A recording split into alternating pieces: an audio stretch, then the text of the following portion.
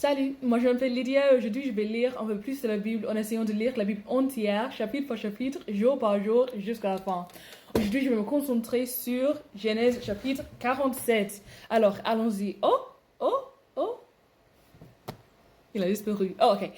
Joseph va, oh, Joseph va donc prévenir le roi d'Égypte. Il lui dit, mon père et mes frères sont arrivés de Canaan avec leurs moutons, leurs chèvres, leurs bœufs et tout ce qu'ils possèdent. Ils sont actuellement dans la région de Goshen. Ensuite, Joseph prend 5 de ses frères et il les présente au roi d'Égypte. Le roi leur dit, quel est votre métier? Ils répondent, notre roi, nous élevons des moutons et des chèvres, comme nos ancêtres le faisaient.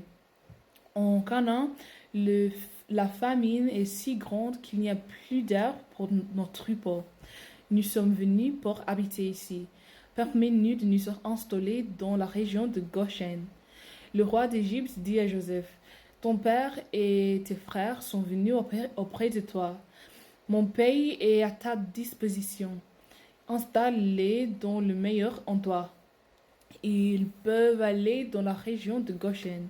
Et si tu trouves parmi eux des hommes capables, nomme-les responsables de mes troupeaux. Joseph fait venir son père Jacob et il le présente au roi d'Égypte. Jacob salue le roi avec respect. Le roi lui demande, quel âge as-tu? Jacob répond, il y a 130 ans que je vais d'un pays à l'autre comme un étranger. C'est une vie courte et j'ai connu des difficultés. Je n'ai pas vécu aussi longtemps que mes ancêtres qui étaient nomades comme moi. Jacob salue encore une fois le roi d'Égypte et il sort de son palais. Joseph installe son père et ses frères dans le meilleur endroit de l'Égypte, dans la région de Ramsès, comme le roi l'a commandé. Il leur donne des terres en propriété. Il fait vivre son père, ses frères et toute la famille de son père, en tenant compte du nombre des enfants à nourrir. Pendant la famine, Joseph gouverne à l'avantage du roi. La famine est très dure et il n'y a plus rien à manger nulle part. En Égypte et en Canaan, les gens n'ont plus de force. Il achète du blé à Joseph.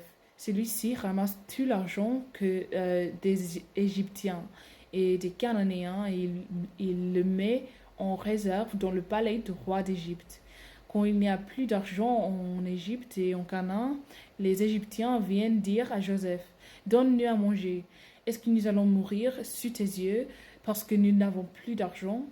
Joseph répond, si vous n'avez plus d'argent, donnez-moi vos troupeaux et en échange, je vous donnerai à manger. Il amène donc leurs troupeaux à Joseph.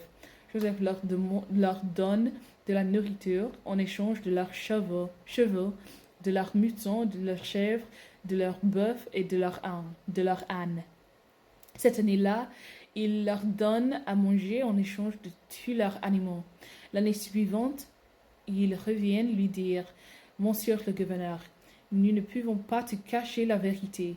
Nous n'avons plus d'argent et nos troupeaux, c'est toi qui les possèdes. Il nous reste seulement notre corps et nos terres. Est-ce que nous allons mourir sous tes yeux?